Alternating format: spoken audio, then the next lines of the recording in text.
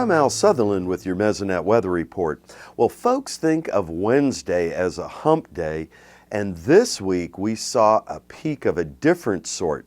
February 22nd, Wednesday, we had widespread 70-degree temps across the state.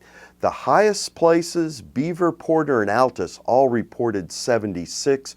The coolest spots in the state, there were 5, they had a 69. Chandler was a good example of how the air temperatures just kept climbing as we started out with the weekend. Chandler on Saturday was 47, then on Sunday 57, Monday 59, Tuesday climbs again to 66, and that peak on Wednesday 74 degrees. Those warm air temperatures are really pushing things ahead. We'll have to see how that plays out for our plants in our yards and the crops out in the field as spring progresses. Turning to soil moisture, a map of the 10-inch soil moisture across Oklahoma shows only 3 sites with readings that we would call low. Fort Cobb at a 0.1, which is very low, Tipton 0.2, Weber Falls 0.4.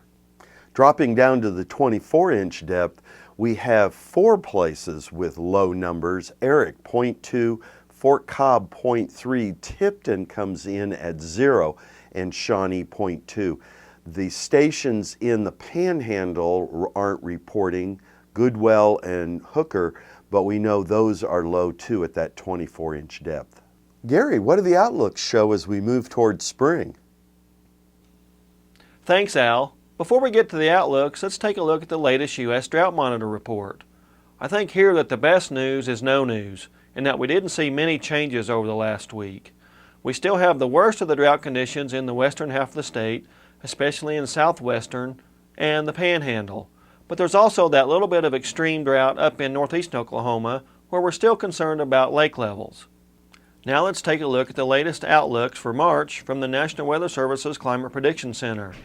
For temperatures, we see increased chances of above normal temperatures across Oklahoma, and not only for our state, but most of the United States as well. It doesn't say how much warmer, just that the odds are increased for above normal temperatures. The March outlook for precipitation shows increased odds of below normal precipitation in the Panhandle, which would not be good news for those folks. For the rest of the state, they get the EC designation, which stands for equal chances, and that means equal chances of below, above, or near normal precipitation. Now let's go a bit farther out into spring in the outlook for March, April, and May. For those 3 months combined, we see, again, increased odds of above normal temperatures across Oklahoma and really most of the United States.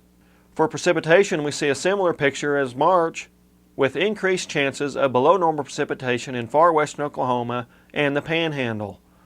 Now the rest of the state still gets that EC or equal chances designation.